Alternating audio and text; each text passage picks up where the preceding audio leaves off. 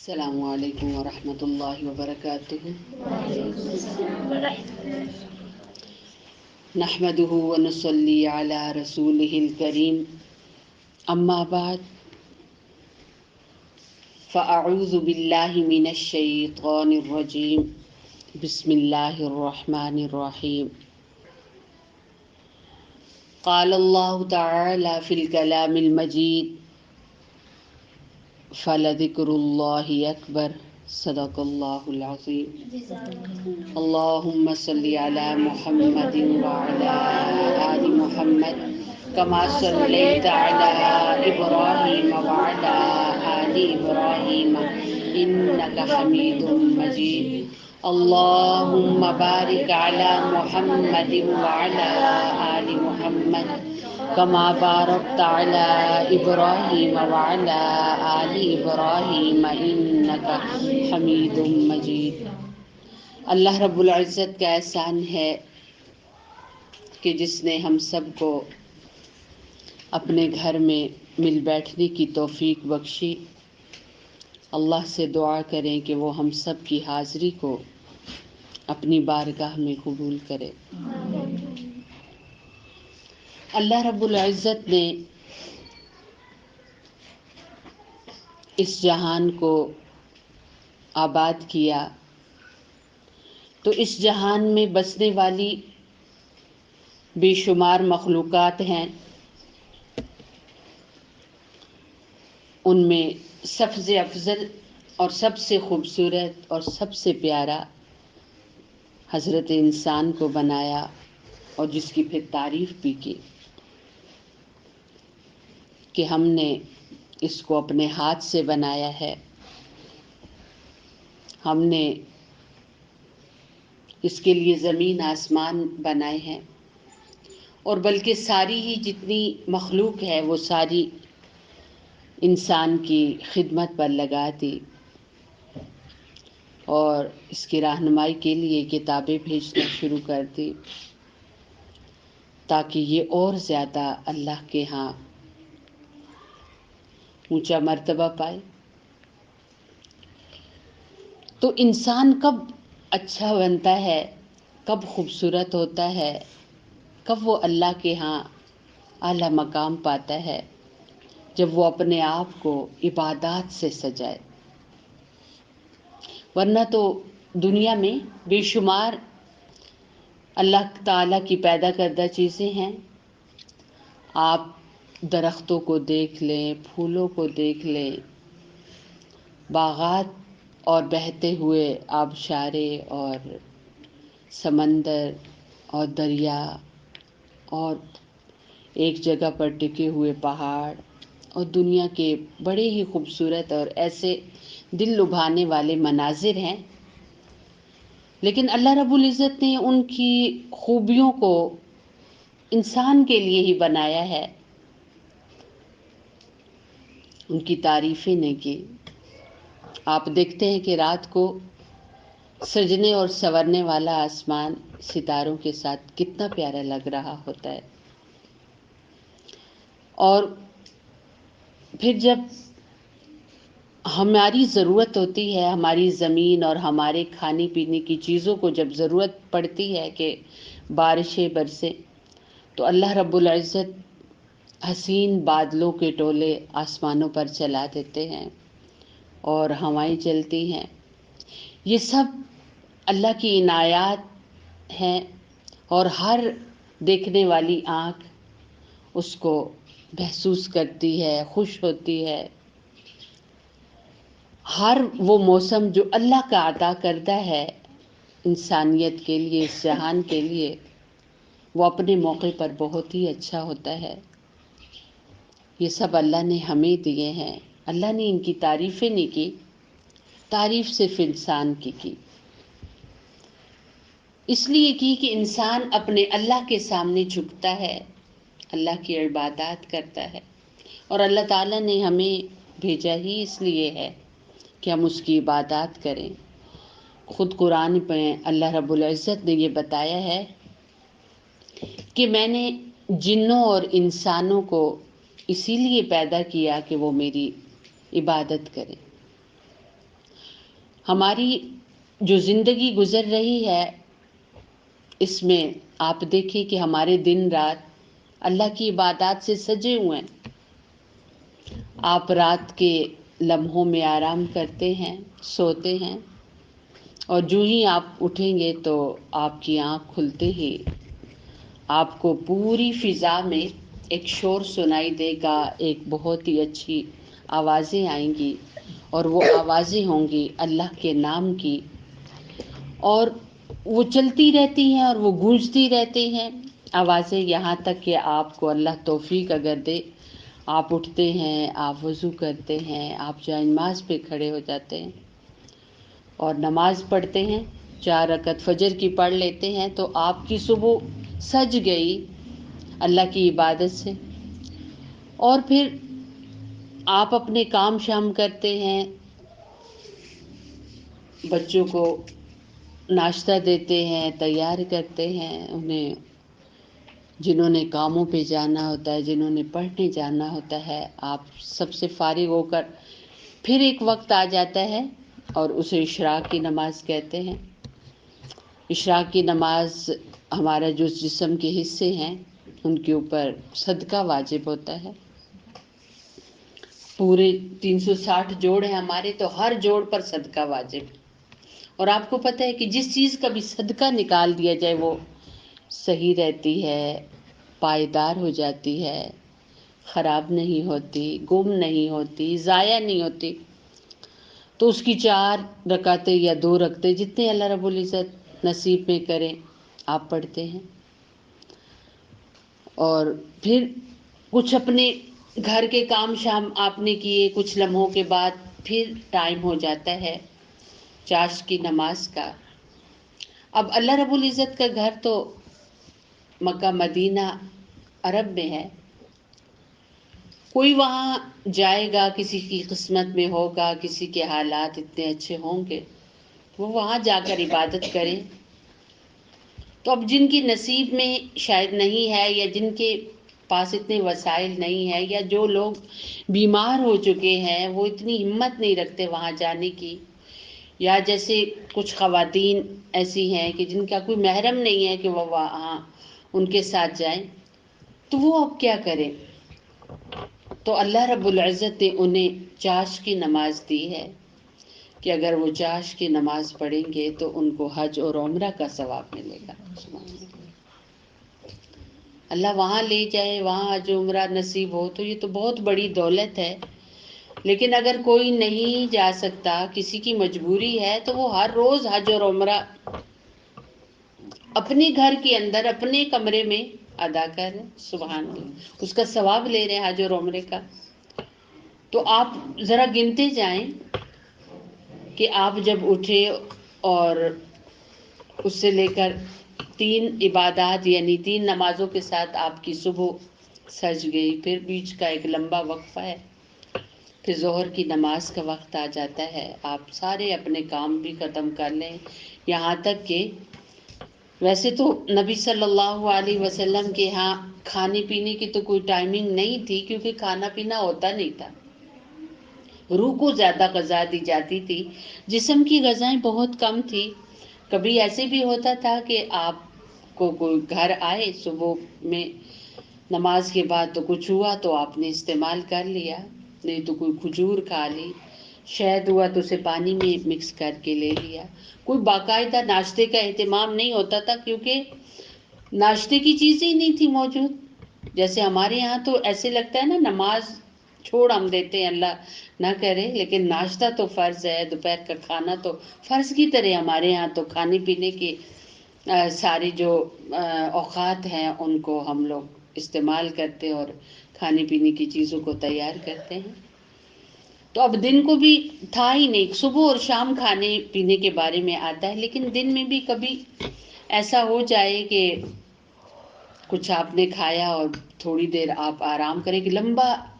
دورانیہ گزرا، اس میں کوئی عبادت نہیں، 10 سے لے کر 1 بجے تک آپ فارغ رہے، اپنے کام کیے، تھوڑی دیر آرام کیا، جسے قیلولہ کہا جاتا ہے۔ دن کو اگر کوئی انسان دن کو وہ قیلولہ کرتا ہے تو ہم نے کتابوں میں پڑھا اور اب ریسرچ کرنے والے لوگ اس نتیجے پر پہنچے ہیں کہ دن کا تھوڑے سے پل آرام کرنا صحت مندی کے لیے بہت مفید ہے. جو لوگ اکثر و بیشتر بیمار رہتے ہیں، پریشانیاں ہیں ان کو، جسمانی ہے، روحانی ہے، اگر وہ دن کے تھوڑے سے وقت میں، یہ نہیں کہ آپ دن کو ایسے سوئے کہ ظہر ہی چلی گئی، ایسا نہیں کرنا. تھوڑے سے وقت کے لیے، تھوڑے سے ٹائم کے لیے دعا مانگ کے آپ لیٹیں کہ یا اللہ میں اس لیے یہ لیٹنے لگی ہوں. ایک تو میرے نبی صلی اللہ علیہ وسلم کی سنت ہے اور آپ علیہ السلام کا فرمان ہے کہ اگر کوئی اس دور میں جب کہ فتنوں کا دور ہو اور کوئی انسان ایسی سنت زندہ کرے جس کو لوگ چھوڑ چکے ہوں. ویسے تو بالکل ہی کیلولا والی سنت تو زندگی سے جیسے جا چکی ہے. سوتے ہیں تو جیسے 10 بجے سے لے کر زور تک سوئے رہے، یا پھر بچے جب ٹیوشن وغیرہ سے فارغ ہوتے ہیں گھر آتے ہیں تو عصر کے بعد سو جاتے ہیں، جو کہ منع ہے ان اوقات میں سونا، روکا گیا ہے. آرام کرنے کا جو وقت ہے وہ یوں سمجھے جیسے 12 کا ٹائم ہے، آپ نے کھانا دن کا کھایا تو آپ تھوڑی دیر کے لیے کیلولی کی نیت سے کہ میرے نبی صلی اللہ علیہ وسلم نے اس وقت تھوڑا سا آرام کیا تھا، میں بھی آرام کرتی ہوں. آپ کا کوئی وقت مقرر نہیں تھا کہ آپ نے دن 12 بجے کیا ہے، آپ نے کبھی ظہر پڑھ کے بھی تھوڑی دیر کے لیے آپ آرام کرنے کے لیے لیٹ گئے. تو یہ جو آرام کرنا ہے یہ اتنا فائدہ دیتا ہے کہ یہ عبادات میں بھی طاقت دیتا ہے.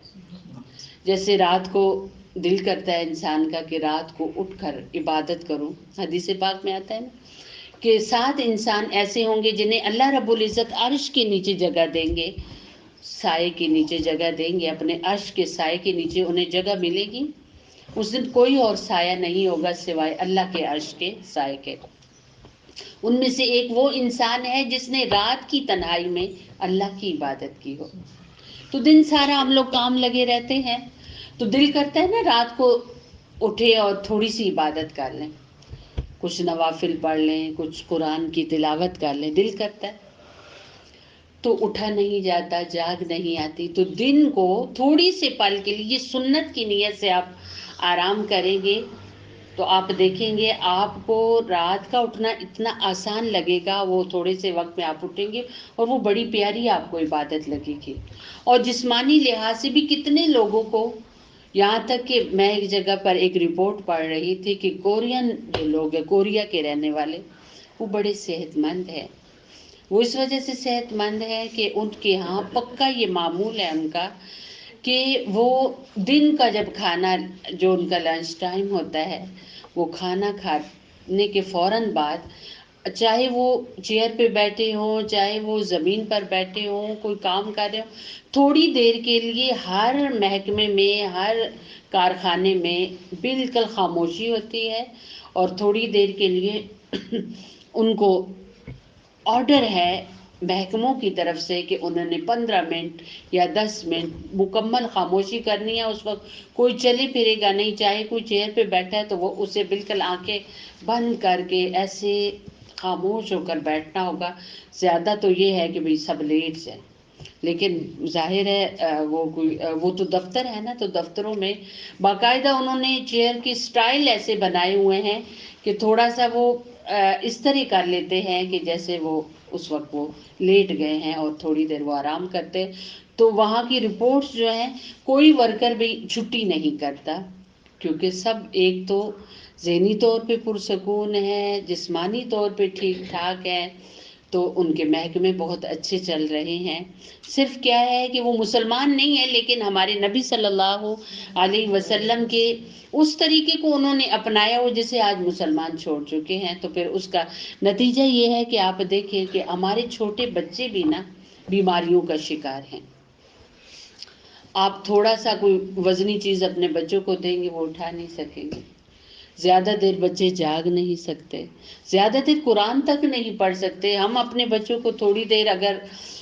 سبق کہلوائیں، 6 سے 7 بار کہلوائیں تو 8ویں بار وہ مشکل سے پڑھیں گے نہیں، ان کا منہ ہی تھک گیا ہے.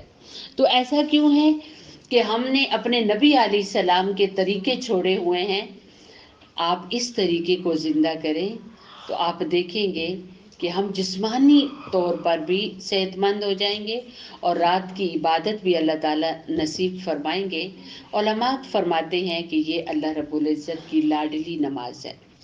نماز تہجد، یعنی رات کی جو نماز ہے یہ لاڈلی نماز ہے۔ اور تہجد کے بارے میں آتا ہے کہ یہ قبر کی لائٹ ہے۔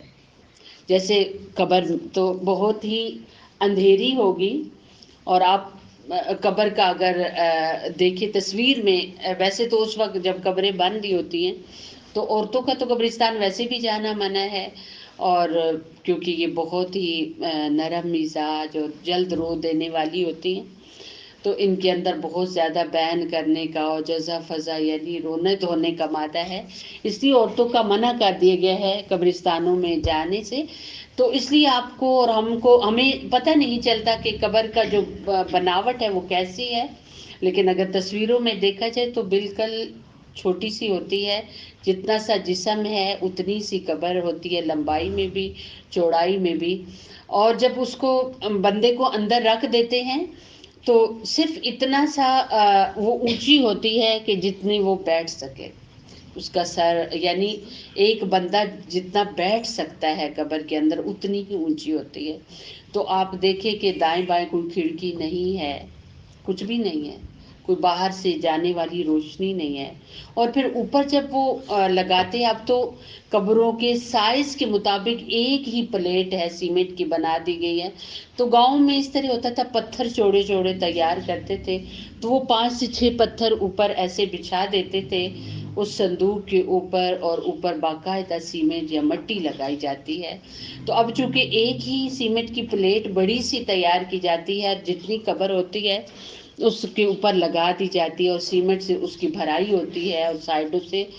اتنا اسے پکا کیا جاتا ہے کہ باہر کی جو پانی شانی ہے، جب بارشیں ہوں تو پانی اندر نہ جا سکے، مردے تک پانی نہ پہنچ سکے۔ تو آپ یہ تھوڑی دیر کے لیے اپنی آنکھیں بند کر کے اس منظر کو غور کریں کہ وہ کتنی سی جگہ ہے جہاں پر ہم نے سونا، اور کتنے ہمارے جا چکے ہیں، وہاں سو چکے ہیں، اور ہماری بھی باری آنے والی ہے۔ بس یہ ایک سفر ہے، ایک گاڑی ہے چل رہی ہے زندگی کی، جیسی ہماری منزل آئے گی ہم وہاں اتریں گے اور ہم اپنے گھر پہنچ جائیں گے۔ وہ بھی ایک وہاں پر یہ ہے کہ انتظار گاہ ہے قبر، اور وہ انتظار گاہ بہت ہی، اب یہ نہیں کہ آپ دیکھتے ہیں نا جب انتظار گاہ میں آپ جاتے ہیں، اسٹیشن پہ جاتے ہیں تو آپ کو پورا کمرہ ہی نہیں دے دیا جاتا ہے، ایک چیئر، یا بعض لوگوں کو کھڑا ہی ہونا پڑتا ہے، تو کھلی جگہ نہیں ہوتی چونکہ وہ انتظار گاہ ہے۔ تو یہ انتظار گاہ بالکل چھوٹی سی ہمارے سائز کے ہی مطابق ہے، لیکن یہ کھلی بھی ہو جاتی ہے، اور یہ ماشاءاللہ سے تا حد نگاہ تک بڑھ جاتی ہے جب اپنے اعمال ویسے ہوں۔ حدیث پاک کا مفہوم ہے نا کہ جب نیک انسان قبر کے اندر رکھا جاتا ہے اور منکر نکیر آ کر اس سے سوال کرتے ہیں، وہ صحیح جواب دیتا ہے تو وہ کہتے ہیں کہ آپ سو جاؤ، آپ کو اللہ خود جگائیں گے، یعنی قیامت کے دن اب آپ کے سونے کا دن آ گئے ہیں، اب آپ کے آرام کا وقت آ گیا ہے، آپ کے نیند کا وقت آ گیا ہے، آپ نے دنیا میں بڑا جاگ کر وقت گزارا ہے، آپ کے آرام کا یہ وقت ہے، آپ سو جاؤ۔ اور پھر وہ قبر کو بہت کھلا کر دیتے ہیں جہاں تک میت دیکھ سکتی ہے، اور پھر ایک کھڑکی کھول دیتے ہیں جس کے اندر سے ٹھنڈی ٹھنڈی ہوائیں اور خوشبودار ہوائیں آتی ہیں، وہ جنت کی طرف سے ایک کھڑکی کھلتی ہے، تو یہ اپنے اعمال پہ ہوتا ہے۔ تو یہ جو قبر کا کھلا ہونا ہے اور کھڑکی کا کھلنا ہے اور سوالوں کے جوابات کا صحیح دینا ہے، یہ کیسے ممکن ہوگا؟ عبادات کرنے سے۔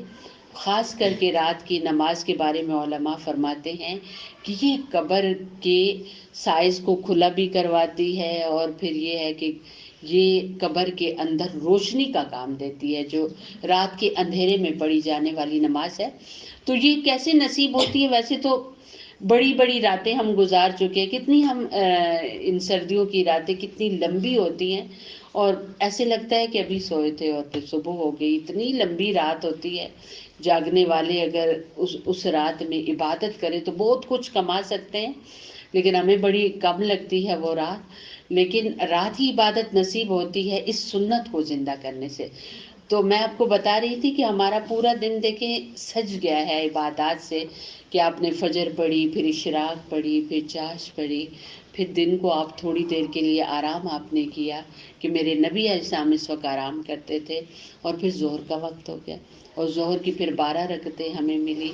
تو اگر ان 12 رکعات کو آپ ادا کریں گے، پھر تھوڑا سا بیچ میں وقفہ ہے، پھر عصر کی نماز ہے، پھر تھوڑا سا وقفہ ہے، پھر مغرب کی نماز ہے، پھر عشاء کی نماز ہے، تو آپ دیکھیں ہمارے یہ 24 گھنٹے اللہ رب العزت کی عبادت سے سجے ہوئے ہیں۔ اللہ تعالیٰ نے جو یہ کہا ہے نا کہ میں نے تمہیں صرف اپنی عبادت کے لیے پیدا کیا ہے، تو عبادات کے اوقات رکھ کر اللہ رب العزت نے بتا دیا کہ، اور پھر ہم اپنی طرف سے طے کرتے تو اللہ جانے کیا طریقہ کار ہوتا۔ عبادت آپ دیکھیں نا کہ اللہ نے تو وقت بتائے ہیں، اس وقت میں یہ عبادت کرو، اس وقت میں یہ ظہر کا ایک ٹائم ہے، عصر کا ایک وقت ہے، لیکن ہم لوگ کیا کرتے ہیں کہ آپ یقین مانیں کہ جو نماز میں سستی کرتی ہیں خواتین، ہماری بچیاں، جن کے اندر یعنی ایک شوق نہیں ہے نماز کا، ایک ہوتا ہے نا جذبہ ہو اور ایک شوق ہو، انتظار میں ہو کہ نماز آئے، اس کا وقت ہو کہ ہم پڑھیں، ایک ہوتا ہے کہ بس ابھی تو نماز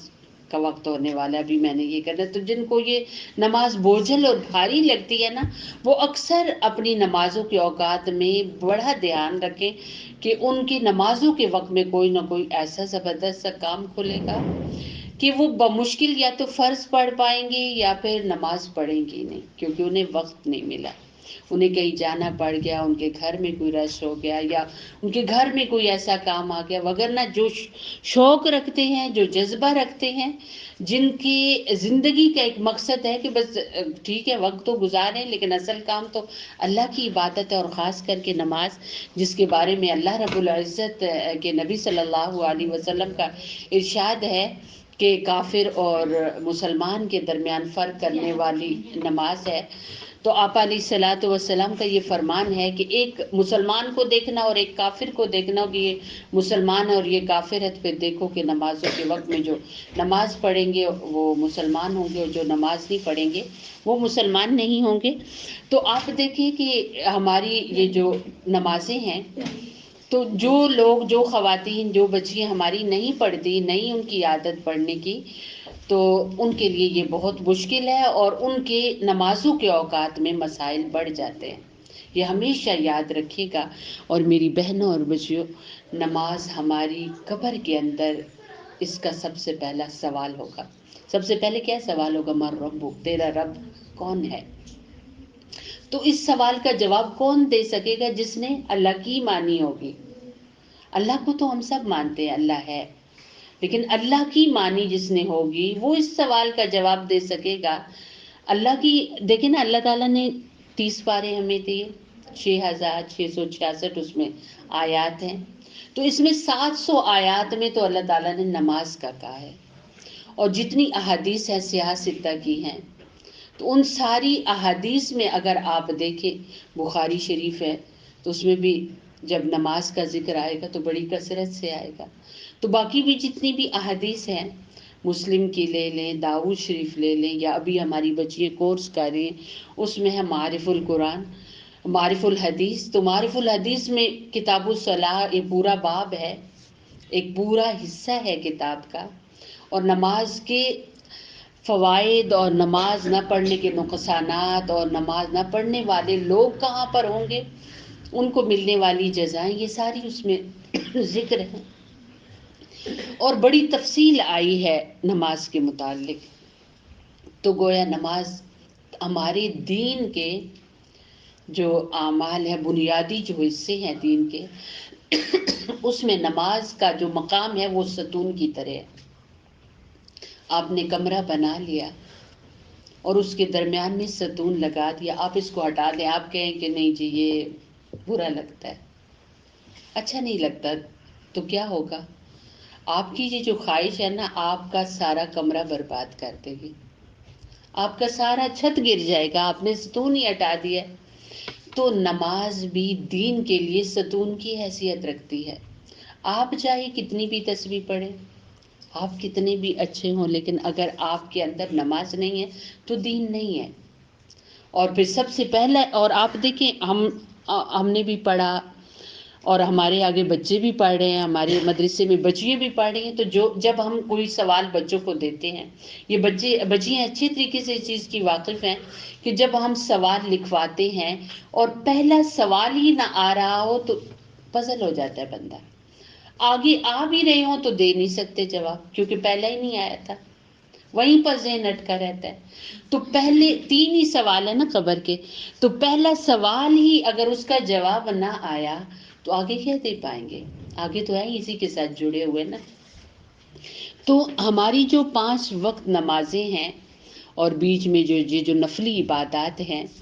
یہ ساری ہماری قبر کے اندر جو سوالات ہوں گے، اور آپ دیکھیں اللہ تزر وازرۃ وزر اخری، کوئی کسی کا بوجھ نہیں اٹھائے گا۔ ہم سمجھتے ہیں کہ ہم فلاں کے کام آ رہے تھے اس لیے نماز رہ گئی تو خیر ہے، کوئی تو کام آئے گا۔ تو وہ جگہ ایسی ہے کہ ہمارے نبی صلی اللہ علیہ وسلم سب سے ہی بہت پیار کرتے تھے، اپنی اولاد سے، اپنے گھر والوں سے، لیکن سیدہ فاطمہ زہرا رضی اللہ تعالی عنہا سے ایک بار کہنے لگے کہ اے فاطمہ، جب آخرت کی طرف سفر کرو کہ اس کا مفہوم یہ ہے کہ جب آخرت کی طرف آپ سفر کرو گے تو تیاری کر کے آنا، یہ کبھی ذہن میں نہ رکھنا کہ تمہارے والد سید الانبیاء ہیں، خاتم النبیین صلی اللہ علیہ وسلم ہے، یہ نہ سوچنا۔ وہ جگہ ایسی ہے کہ وہاں پر یہ نہیں کہا جاتا کہ آج اس قبر کے اندر سید الانبیاء صلی اللہ علیہ وسلم کی بیٹی آئی ہے، یہ نہیں کہا جائے گا کہ اس قبر کے اندر حضرت علی رضی اللہ تعالی عنہ کی بیوی آئی ہے، یہ نہیں کہا جائے گا کہ اس قبر کے اندر حضرت حسن حسین کی والدہ آئی ہیں، بلکہ کہا اس کا مفہوم یہ ہے کہ اے فاطمہ تیاری کر کے آنا۔ وہاں حسب و نسب نہیں پوچھا جاتا، وہاں رشتہ داری نہیں پوچھی جاتی، وہاں اعمال پوچھے جاتے ہیں۔ تو میری بہنوں اور بچیوں، جب یہ ہستیاں اتنی فکر مند تھی کہ وہاں پر نسبتیں اور رشتے اور تعلقات کام نہیں آئیں گے بلکہ کام تو وہاں اپنے اعمال آئیں گے، تو ہمارے پاس تو نسبتیں بھی بہت کم ہیں، ہمارے پاس تو ایسے رشتے بھی نہیں ہیں۔ تو آپ یہ سوچیں کہ وہاں پھر اگر ہم نے اپنے سوالوں کے جوابات نہ تیار کیے تو ہم کیا کریں گے؟ وہ جگہ تو ایسی ہے کہ آپ دیکھیں کہ کوئی بھی کتنی بھی اولاد اپنے ماں باپ سے محبت کرتی ہو تو آج دن تک تاریخ گواہ ہے کہ کوئی اولاد اپنے ماں باپ کے ساتھ قبر میں نہیں گئی، یا اس نے یہ کہا ہو کہ میری ماں کو یہاں نہ دفناؤ، میں ہی دفن ہو جاتا ہوں۔ کتنی بھی چاہنے والے میاں بیوی ہوں ایک دوسرے کو، لیکن جب فوت ہو جاتے ہیں تو کبھی بھی ایک رشتہ دوسرے کی جگہ لینے کے لیے آگے نہیں بڑھتا کہ چلو اس کی جگہ میں لے لوں۔ ہر بندہ اپنی جگہ خود ہی جاتا ہے اور اپنی جگہ اسے خود ہی جواب دینے ہیں، کوئی انسان وہاں کسی کے کام نہیں آئے گا۔ کام آنے کی جگہ یہ ہے، یہاں آپ دیکھیں گے آپ راستے میں چلتے ہیں اور آپ کسی کو جانتے تک نہیں، لیکن آپ اگر کوئی وہاں سے بائک گزر رہا ہو تو آپ دیکھتے ہیں کہ خاتون کا عبایا یا ان کی چادر وہ بائک کے ٹائر کے ساتھ لگ رہی ہے، تو آپ کوشش کر کے انہیں اطلاع کریں گے کہ آپ کا ایکسیڈنٹ ہو سکتا ہے، آپ اپنا کپڑا سمیٹ لیں، آپ کام آ گئے۔ آپ چاہے کتنا بھی وزن اٹھائے ہوئے ہیں اپنے ہاتھ میں، لیکن آپ کے ساتھ کوئی بزرگ خاتون سفر کر رہی ہوں تو آپ اپنے ایک ہاتھ میں سارا وزن لے کر انہیں کہیں گے میں آپ کی ہیلپ کرتی ہوں، آپ کے ساتھ میں آپ کا وزن اٹھاتی ہوں، آپ تو اتنے بزرگ ہیں۔ تو یہ جہان ہے جہاں ہم ایک دوسرے کے کام آتے ہیں، اس جہان میں کوئی کسی کے کام نہیں آئے گا۔ بلکہ اللہ رب العزت نے تو قرآن پاک کے مختلف موقعوں پر اس چیز کو بڑا ہی واضح کر کے بتایا ہے کہ جیسے سورہ عبس میں بتایا کہ ایک دن ایسا آئے گا کہ ہر انسان دوسرے سے دور بھاگے گا، ایک نیکی کم ہوگی، اس نیکی کو پانے کے لیے محشر کا میدان ایک انسان چھان مارے گا تو کوئی اسے نیکی دینے کے لیے تیار نہیں ہوگا۔ ایک انسان اس غرض سے نیکی دے دے گا کہ میرے پاس تو ایک ہے، یہ تو ضائع ہی ہونے والی ہے، چل تیرے کام آ جائے، میری تو ضائع ہو جائے گی. اس وجہ سے وہ اسے نیکی دے دے گا، ورنہ کوئی رشتہ کسی کے کام نہیں آئے گا. چاہے کہ وہاں، یہاں تک کہ انبیاء اپنی امتوں سے بہت محبت کرتے ہیں. ہمارے پیارے نبی صلی اللہ علیہ وسلم کائنات میں اللہ کے بعد واحد ایسی ہستی ہیں جن کی محبت کی کوئی مثال نہیں ہے. جتنے بھی لوگ ہوں گے، جتنے بھی انبیاء ہیں، 1,24,000 اللہ رب العزت کم و بیش جانتے ہیں. تو جتنے بھی انبیاء ہیں، علماء فرماتے ہیں کہ قیامت کے دن ہر ایک نبی کے پاس انسانیت جائے گی اور ہر ایک کہیں گے نفسی نفسی، مجھے اپنا ڈر ہے کہ میرے ساتھ کیا معاملہ ہونے والا ہے، میں آپ کے کام نہیں آؤں گا. صرف ایک ہستی ہوگی جو صرف یہ کہہ رہی ہوگی، امتی امتی، اے اللہ میری امت کو بچا لینا، اے اللہ میری امت کو بچانا. اور وہ نبی اکرم صلی اللہ علیہ وسلم ہیں. اور آپ کے ڈر کا یہ عالم ہے، آپ خوف زدہ اتنے ہوں گے کہ آپ ڈر کی وجہ سے سجدے میں چلے جائیں گے. آپ علیہ السلام کے ایک حدیث کا مفہوم بھی ہے نا کہ ہر نبی کو دنیا میں ایک دعا ملی ہے جو اس نے وہ مقبول دعا جو ان کی قبول ہوئی، اور ہر نبی نے دنیا میں وہ دعا مانگ لی. تو جب ہمارے پیارے نبی صلی اللہ علیہ وسلم کو وہ دعا عطا کی گئی تو آپ نے وہ رکھ دی. تو آپ نے فرمایا کہ میں قیامت کے دن وہ دعا اللہ کے حضور پیش کروں گا اپنی امت کی بخشش کے لیے. سبحان اللہ. لیکن ڈر کا یہ عالم ہوگا کہ آپ یوں کھڑے نہیں ہوں گے بلکہ آپ سجدے میں ہوں گے، اور اللہ تعالیٰ فرمائیں گے ارفع راسک، اے نبی صلی اللہ علیہ وسلم، اے محمد صلی اللہ علیہ وسلم، آپ اٹھے نا، سجدے سے سر اٹھائیں اور آپ مانگے. تو پھر آپ جب مانگیں گے تو آپ کو عطا ہوگا. تو آپ علیہ الصلاۃ والسلام اپنا سر تب اٹھائیں گے. تو میری بہنوں، وہ سارا اگلا جو مراحل ہے، جتنے بھی سانس نکلنے کے بعد سانسوں کے، ویسے تو ہم لوگوں کا ایک خیال، اکثر لوگوں کا یہ بنا ہوا ہے، اسی لیے بے فکری کی ہماری زندگی ہے نا، ہم فکر مند نہیں ہیں. ہمارا یہ خیال ہے کہ بس گئے، فوت ہو گئے تو ختم ہو گئے. وہ ایک بہت بڑے اللہ کے ولی تھے، ان کے بارے میں آتا ہے کہ وہ قبرستان گئے تو انہوں نے قبرستان بالکل خاموشی، تو انہوں نے ساری قبروں کی طرف نظر دوڑائی اور کہنے لگے کہ تم کتنے خوش نصیب ہو کہ تم سو رہے ہو، تم تو بڑے مزے سے آرام کر رہے ہو. تو وہاں سے کسی قبر سے ان کو آواز آئی کہ ہم سو نہیں رہے، ہم جاگ رہے ہیں، سو تو آپ لوگ رہے ہیں، ہماری تو آنکھیں کھل چکی ہیں، سو تو آپ لوگ رہے ہیں. تو ہماری یہ جو زندگی بے فکری کی گزر رہی ہے، آپ دیکھیں کہ کتنی تیزی سے اوقات گزر رہے ہیں. ایسے لگتا تھا ابھی رمضان المبارک گزرا تھا اور اب ماشاءاللہ اللہ رب العزت سے دعا کیا کرے جیسے ابھی رجب کا مہینہ ہے. تو اے اللہ، ہمارے نبی صلی اللہ علیہ وسلم بھی دعا یہ مانگا کرتے تھے، اور یہ بھی سنت ہے ہمارے پیارے نبی صلی اللہ علیہ وسلم کی کہ اے اللہ ہمیں رجب اور شعبان میں برکتیں عطا فرما اور ہمیں رمضان تک پہنچا. یہ سنت ہے، آپ دعا مانگا کرتے تھے. اس دعا کو مانگا کرے کہ اے اللہ ہمیں رجب اور کیونکہ رجب کی بھی آج 27ویں شب ہے،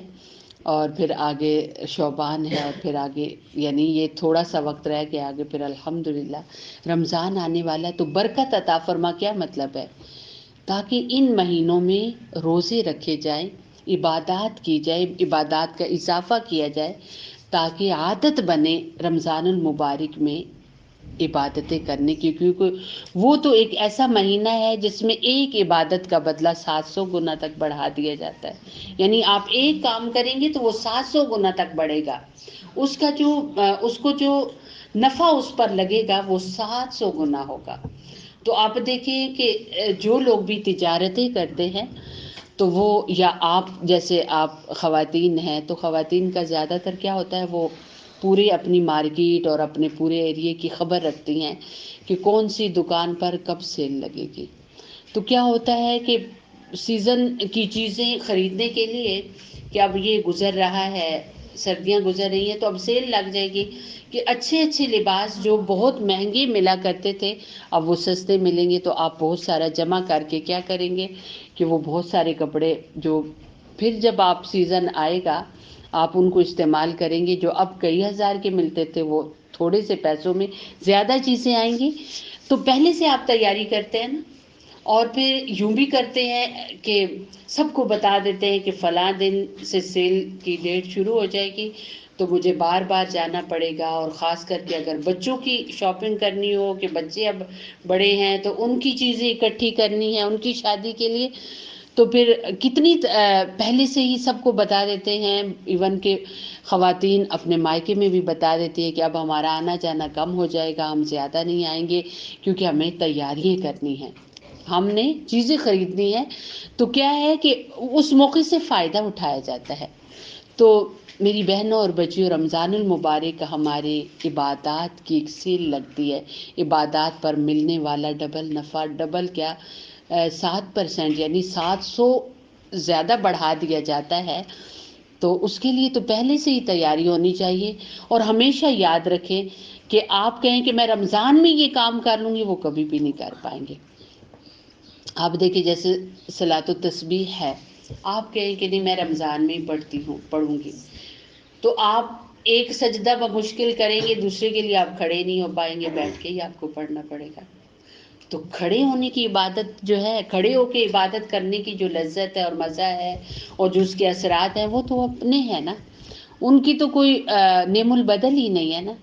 بیٹھ کر تو ایسا ہی ہے جیسے آرام کر رہے ہیں، بعض دفعہ نیند بھی آ جاتی ہے. تو آپ ابھی سے پریکٹس شروع کریں، لمبی رکعات کریں. آپ دیکھیں کہ حضرت فاطمہ الزہرا رضی اللہ تعالیٰ عنہ، میں نے کئی بار ان کا واقعہ بھی بتایا ہے کہ حضرت فاطمہ الزہرا رضی اللہ تعالیٰ عنہ سارا دن گھر کا کام کرتی تھی. آج ہمارے یہاں وسائل ہوں، اللہ تعالیٰ دے تو ہم گھر میں کام والے لگوا لیتے ہیں کہ چلو تھوڑی سی میرے ساتھ مدد ہو جائے گی، صفائیاں کر دیں یا کپڑے دھو دیں یا کچن صاف کر دیں. تو اس وقت تو یہ تھا ہی نہیں کہ گھر میں کام والی لگوائیں، بلکہ سیدہ فاطمہ الزہرا زیادہ مصروف جب ہو گئی، بہت گھر کا کام بڑھ گیا، بچے بھی چھوٹے تھے، تو حضرت علی نے ایک دن کہا کہ آپ جائیں اللہ کے رسول علیہ السلام کے پاس، کچھ باندیاں اور کچھ غلام، یعنی کچھ اس وقت باندیاں اور غلام جو ہوتے ہیں نا، یہ جب اسلام نہیں آیا تھا تو جیسی چیز خریدی جاتی تھی ایسے انسان بھی خریدے جاتے تھے. تو جو انسان، جو مرد عورت خریدا جاتا تھا وہ چیز کی طرح ہی استعمال ہوتے تھے گھر میں، یعنی وہ گھر کے کام کاج کرتے تھے، وہ اپنے مالکوں کے لیے کما کر لاتے تھے. تو ایسے ہی رسول اللہ صلی اللہ علیہ وسلم کے پاس بھی کچھ غلام اور باندیاں ہیں. تو حضرت علی نے فرمایا کہ جس سے مذہب اسلام آیا نا تو انسان کی تکریم اور عزت کتنی بڑی کہ اس غلامی کے دور کو ختم کر دیا گیا، غلامی ختم ہی ہو گئی. سبحان اللہ، اسلام نے اتنی آزادی دی، پتہ نہیں کون سی آزادی. ہماری مائیں بہنیں ننگی ہو کر سڑکوں پر کھڑے ہو کر نعرے لگا کر اور گندی گندی گفتگو لکھ کر اپنے چارٹس پر کون سی آزادی اب مانگ رہی ہیں، جبکہ اللہ رب العزت نے تو آج سے 14 صدیاں پہلے نبی علیہ الصلاۃ والسلام کے بابرکت دور میں اور آپ علیہ الصلاۃ والسلام کے ذریعہ سے ہمیں اتنی آزادی اور کھل دے دی ہے کہ اب کسی دوسری آزادی کی ہمیں ضرورت ہی نہیں ہے. پتہ نہیں کون سی آزادی اب خواتین مانگ رہی ہیں. بس شیطانی آزادی ہوگی، جس کے بعد جو نبی صلی اللہ علیہ وسلم معراج شریف جب آپ کو ہوئی تو آپ نے جہنم میں اپنی امت کی سب سے زیادہ جلنے والی خواتین اور سب سے زیادہ عذاب سہنے والی خواتین آپ نے دیکھی ہیں. تو اسلام آئے تو آزادی مل گئی. تو اس وقت غلام اور باندیاں آئے ہوئے تھے، تو حضرت علی کے کہنے پر سیدہ فاطمہ جب گئی اور جا کر دیکھا تو اللہ کے رسول علیہ السلام تو گھر میں نہیں تھے، تو آپ نے حضرت اپنی والدہ یعنی حضرت عائشہ صدیقہ رضی اللہ تعالی عنہا سے ذکر کیا اور واپس آ گئی. تو اللہ کے رسول علیہ الصلاۃ والسلام کا یہ معمول تھا، آپ کہیں جاتے تھے تو آپ پہل اپنی بیٹی کے گھر سے کرتے تھے. تو آپ کو یہ اطلاع مل گئی تھی کہ فاطمہ آئی ہیں اور انہوں نے کہا ہے کہ غلام یا باندی ہمیں دی جائے تاکہ میرے کاموں میں نا تھوڑا سا میرا ہاتھ بڑھ جائے، کیونکہ حضرت حسن حسین کے جو پیدائش کا وقفہ تھا وہ بہت کم تھا، وہ ایک دوسرے سے کے قریب عمر کے تھے. اور آپ کو پتہ ہے ایک بچہ بھی جب گھر میں ہو اور چھوٹا ہو تو ماں کے لیے بہت ساری مشکلات ہوتی ہیں، دو ایک جیسے ہوں تو بہت مشکل زیادہ ہو جاتا ہے. اور وہ لوگ تو ماشاءاللہ ان کا تو کام سارے ایک طرف عبادات اتنی زیادہ ہوتی تھی لمبی لمبی. تو آپ علیہ الصلوۃ والسلام تشریف لے گئے اپنی بیٹی کے گھر، اور آپ نے پوچھا کہ فاطمہ آپ آئے تھے اور آپ نے کہا تھا کہ غلام یا باندی، تو آپ نے فرمایا کہ بدر جو پہلی جنگ ہوئی ہے نا مسلمانوں کے اور کافروں کے بیچ میں، تو آپ نے فرمایا کہ بدر کے جو یتیم ہے وہ اس کے زیادہ ضرورت مند ہے، تو لہٰذا میں اس سے بہترین چیز آپ کو دیتا ہوں جو آپ کے لیے دونوں جہانوں میں فائدہ دے. تو آپ نے فرمایا کہ جب رات کو آپ سارے کام ختم کرو، جب سونے لگو اپنے بستر پر بیٹھو. مفہوم اس طرح ہے کہ جب آپ بستر پر بیٹھو تو 33 دفعہ سبحان اللہ پڑھو، 33 دفعہ الحمدللہ پڑھو، اور 34 دفعہ اللہ اکبر پڑھو، اور پھر اپنے جسم پر دم کر دو اس کو. تو یہ غلام اور باندیوں سے زیادہ بہترین ہے. سبحان اللہ، یہ اتنا نفع بخش عمل آپ نے بتایا کہ آپ دیکھیں ایک بار سبحان اللہ کہتے ہیں تو جنت میں باغ لگ جائے، ایک درخت لگتا ہے، اتنا بڑا درخت لگتا ہے کہ عربی نسل کا گھوڑا اگر 500 سال بھی اس کے سائے میں بھاگتا رہے تو وہ سایہ پار نہیں کر سکتا، اتنا بڑا درخت لگتا ہے. تو اب جو بندہ رات کو سبحان اللہ 33 دفعہ پڑھے گا تو، اور یہ ڈیلی کی روٹین اگر بنا لیں گے تو پھر آپ دیکھیں کہ کتنا باغ باغیچے بن جائیں گے ہماری جنت کے اندر. الحمدللہ. اور پھر الحمدللہ پڑھنا، علماء فرماتے ہیں کہ ایک بار جو بندہ الحمدللہ کہتا ہے تو جتنی یہ درمیان میں جگہ ہے، آسمان اور زمین کے درمیان میں جتنی جگہ، یہ نیکیوں سے بھر جاتی ہے. تو اب 33 دفعہ جو بندہ رات کو پڑھ رہا ہے تو آپ دیکھیں اس کا کتنا اونچا مقام اور کتنی اس کے لیے نیکیاں جمع ہوں گی. اور اللہ اکبر، اللہ سب سے بڑا ہے. تو ایک بندے نے اپنے ایمان کی خود گواہی دی، ایک بار نہیں، 2 بار نہیں، 34 بار، کہ اللہ ہی بڑا ہے. تو وہ صاحب ایمان ہو کے لیٹے. تو پھر آپ دیکھیں کہ ایسا آپ نے نیکیوں سے بھر دیا اپنی بیٹی کو یہ بول دے کر. اور پھر آگے صوفیاء کرام نے اور علماء کرام نے اور ہمارے نبی صلی اللہ علیہ وسلم کی مصنون اعمال میں بھی یہ چیز ہے کہ آپ نماز کے بعد ان اعمال کو کرتے تھے. تو آج ہم بھی الحمدللہ کرتے ہیں اور اس کا بڑا فائدہ بھی پاتے ہیں. تو سیدہ فاطمہ الزہرا رضی اللہ تعالیٰ عنہ کا میں آپ کو بتا رہی تھی کہ وہ اتنی مصروف تھی اور اس مصروفیت کو کم کرنے کے لیے گئی تھی غلام لینے، لیکن اللہ کے نبی صلی اللہ علیہ وسلم نے ایک ایسی دولت دی جو دونوں جہانوں میں آپ کو فائدہ دے.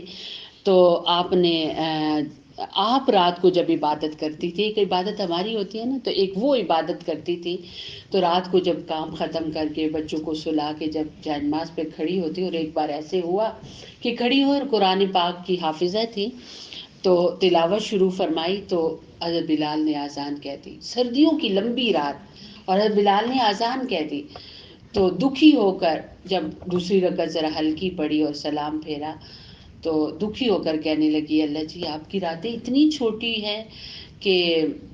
میں ایک رکعت بھی پوری نہ کر سکے. سبحان اللہ، ایسی ان کی عبادات تھی اور اتنی لمبی وہ عبادات کرتے تھے. تو یہ عبادات ہم تو اتنی لمبی نہیں کر سکیں گے، لیکن کم از کم تھوڑی سی عادت تو بنانی چاہیے.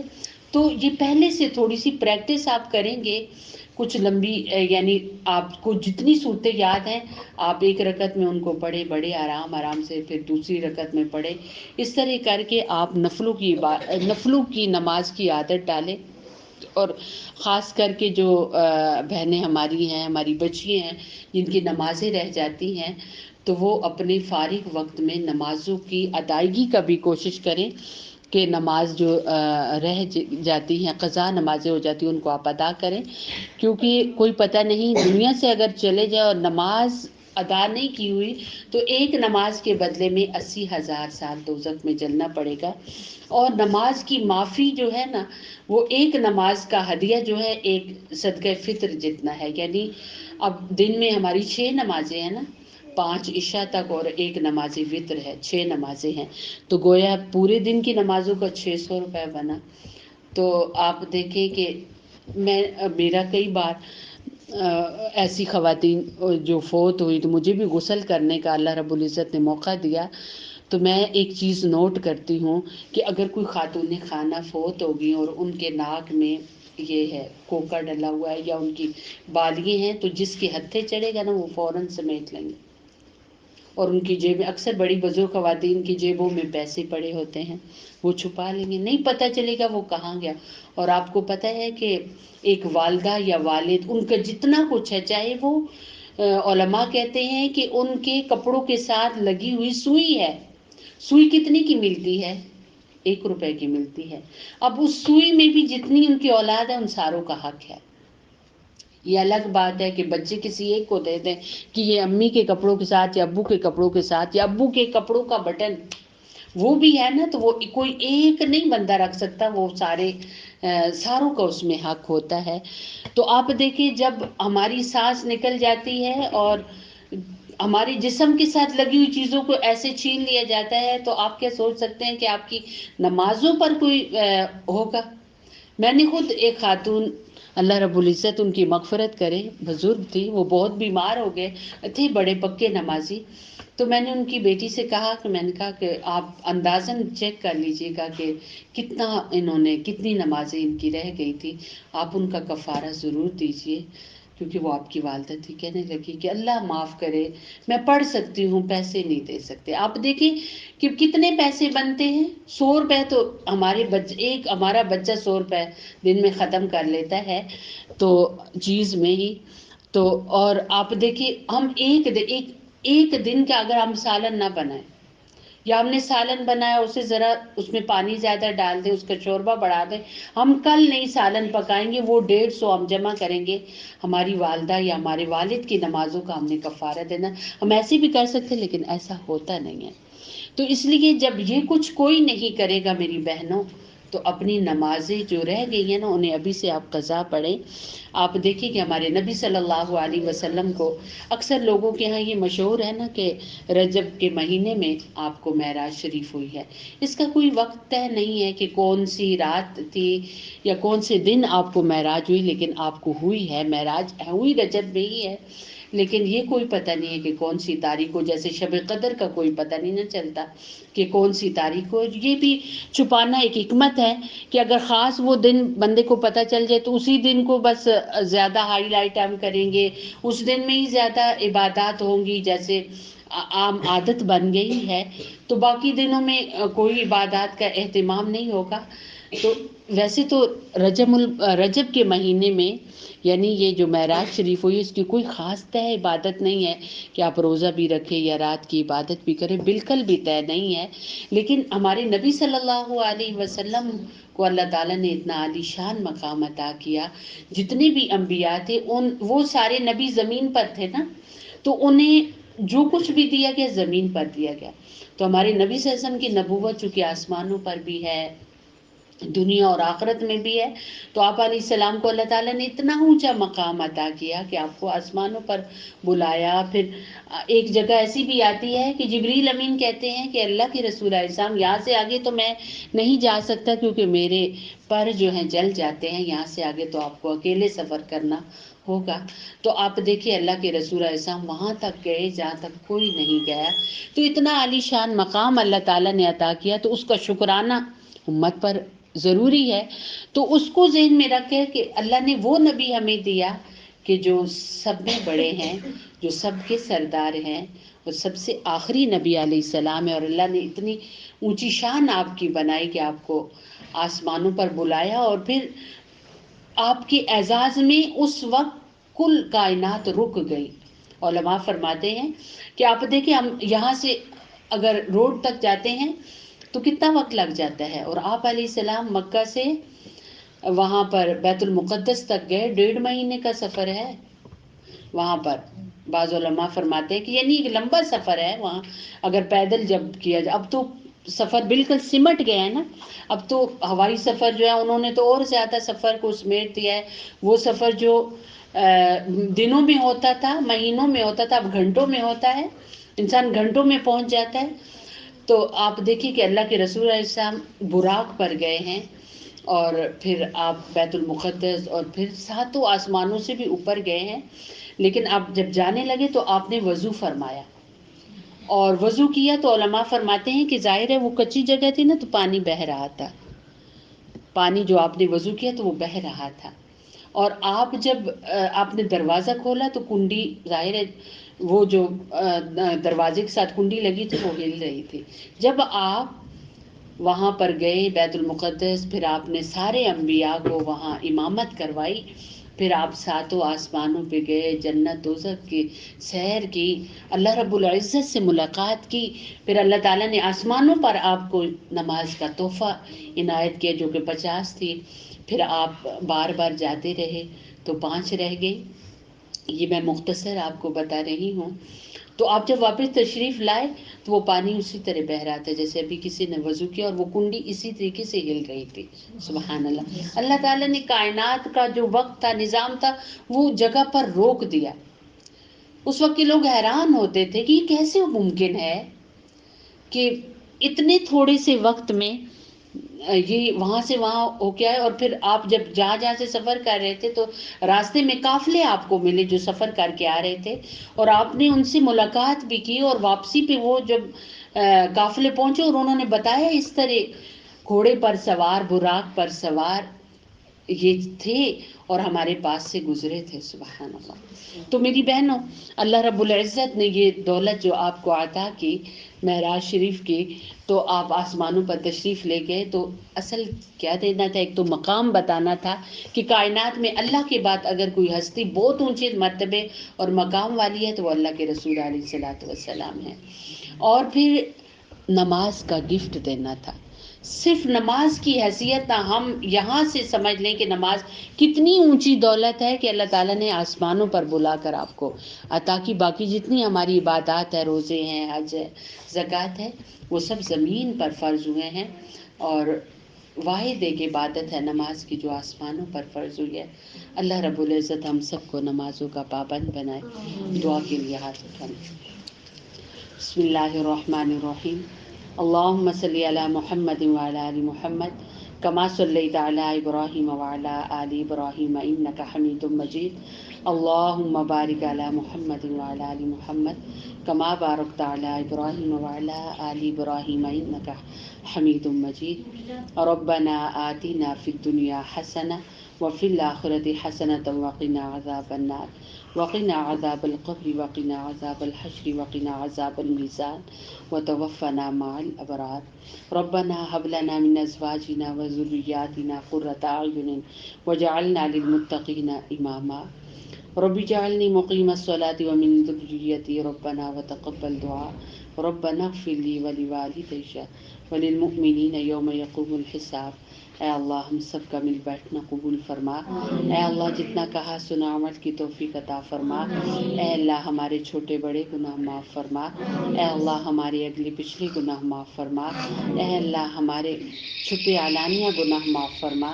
یا ارحم الراحمین ہمارے بیماروں کو شفا عطا فرما۔ جتنے پریشان ہیں سب کی پریشانیاں دور فرما۔ اے اللہ ہم سب کو نمازوں کا پابند بنا، ہمارے بچوں کو 5 وقتہ نمازی بنا۔ اے اللہ ہم سب کو پردے کی توفیق نصیب فرما۔ اے اللہ وہ خواتین جو سڑکوں پر نکلی، یا اللہ تو نے تو عورت کو ایک اونچا اور عالی مقام دیا ہے، یا اللہ اسلام کے صدقے، یا اللہ تمام خواتین اسلام کو اپنے مقام پہچاننے کی توفیق عطا فرما۔ یا اللہ وہ خواتین جو سڑکوں پر نکلی اور انہوں نے بڑے بیہودہ اور گندے نعرے بلند کیے، یا اللہ نہ جانے وہ ان پڑھ تھی، نہ جانے انہیں کیا مسئلہ تھا، یا اللہ بس تیرے ہاتھ میں ہدایت ہے، یا اللہ کل کو ہدایت نصیب فرما۔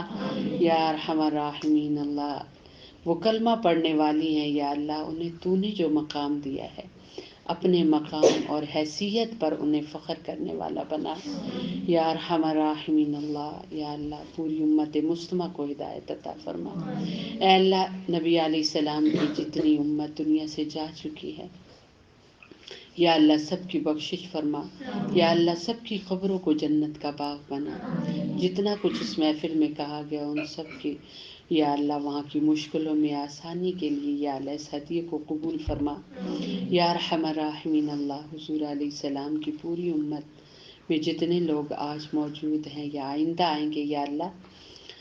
سب کی یا اللہ سب کو ایمان کی سلامتی نصیب فرمانا یا اللہ، سب کو اپنے وطن کی سلامتی نصیب فرمانا یا اللہ، سب کو شرم و حیا کی زندگی نصیب فرمانا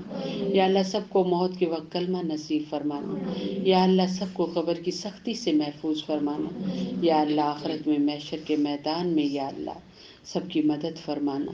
اے اللہ، حضور علیہ السلام کی پوری امت کے لیے جنت میں آسانی کا داخلہ فرمانا یا اللہ، اپنے غضب سے ہم سب کو بچا اے اللہ، حضور علیہ السلام نے جتنی خیر کی دعائیں مانگی ہیں یا اللہ ہمارا پورا ان میں حصہ عطا فرما، جتنی شرور سے پناہ مانگی ہم سب کو بچا اے اللہ، تو اپنے خزانوں سے رحمتوں کی بارشیں نصیب فرمانا یا اللہ، یہ جو بارشیں بنی ہوئی یا اللہ رحمتوں بھری ہمیں بارشیں نصیب فرما اے اللہ، وہ نفع دینے والی بارش ہو یا اللہ، ہم سب کے لیے نفع والی بارشیں عطا فرما اے اللہ، اس محفل میں جتنی بہنیں بچیاں بیٹھی ہوئی ہیں یا اللہ سب کی دلی نیک خواہشوں کو پورا فرما یا اللہ، ہمارے سمیت ہمارے بچوں سمیت جو کہا سنا گیا یا اللہ سب کو میرے سمیت یا اللہ ہم سب کو عمل کی توفیق عطا فرما یا اللہ، ہمارے والدین کو اور ان کے والدین کو حضرت آدم تک جتنے مسلم دنیا سے جا چکے ہیں والدین اور جن کے موجود ہیں والدین یا اللہ سب کو یا اللہ ان 70 میں شامل فرمانا جو بے حساب جنت میں جائیں گے یا ارحم الراحمین، اپنی بارگاہ میں ہماری دعاؤں کو قبول فرما وصلی اللہ تعالی علی خیر خلقہ محمد وآلہ وأہل بیتہ اجمعین برحمتک یا ارحم الراحمین۔